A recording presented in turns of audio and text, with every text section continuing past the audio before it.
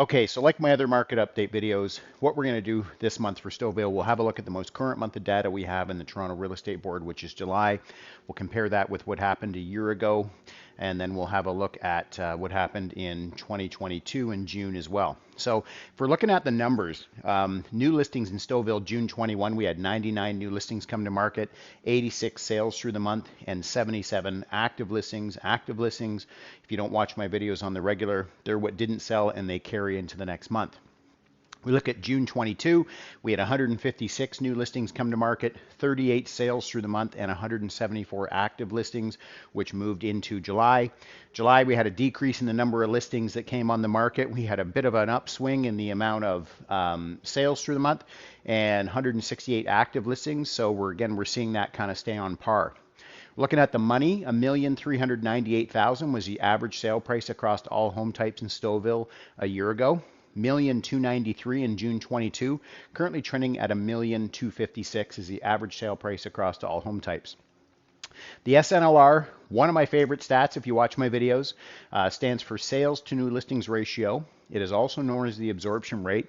It tells us out of the homes coming on the market each month, what is the percentage of them that are actually selling.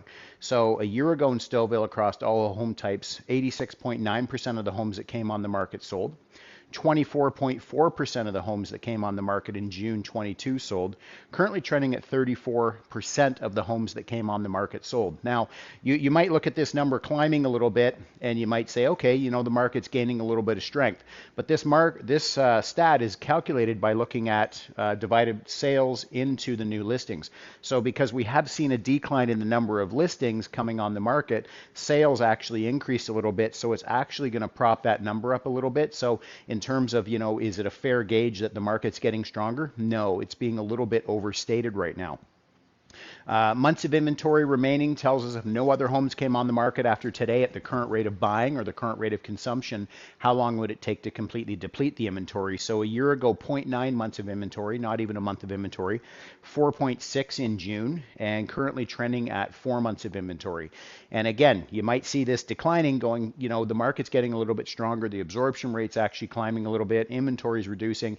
Again, you know, you have to look at the way it's calculated. Months of inventory is calculated by looking at the active listings divided into sales. So again, we had a bit of a decline in the amount of active listings, so homes coming off the market, being terminated, not relisted, whatever, a little bit of a bump in sales. So of course, it's going to prop that number up a little bit. So again, I wouldn't say at this point it's a real fair gauge. Obviously, the market's shifting and changing, don't get me wrong, but I wouldn't say it's a fair gauge to go, yeah, hey, absolutely, the market's gaining a lot of speed or gaining more speed, right? I would say, you know, what we're seeing here is a little bit more of a status quo because I would kind of fall back on the numbers. Sale price to list price ratio, homes selling 102.7% of ask a year ago, 96.6% of asking in June 22, currently trending at 96.2. And days on market to get a home sold, 16 a year ago, 16 in June, currently trending at 19. So I still personally, and I've said this in other videos, I still feel that, you know, the 19 days is probably a little bit overstated. You have to recall, or remember rather, that those numbers are based on what it took to sell that home at that listing. And right now what we're seeing is a lot of cancellations, terminations of listings, relists of those properties. So again, I wouldn't say that even this is a real accurate gauge of the market. I would say, you know, for some houses it's way less. They're selling in a few days when they're priced really, really, really hot.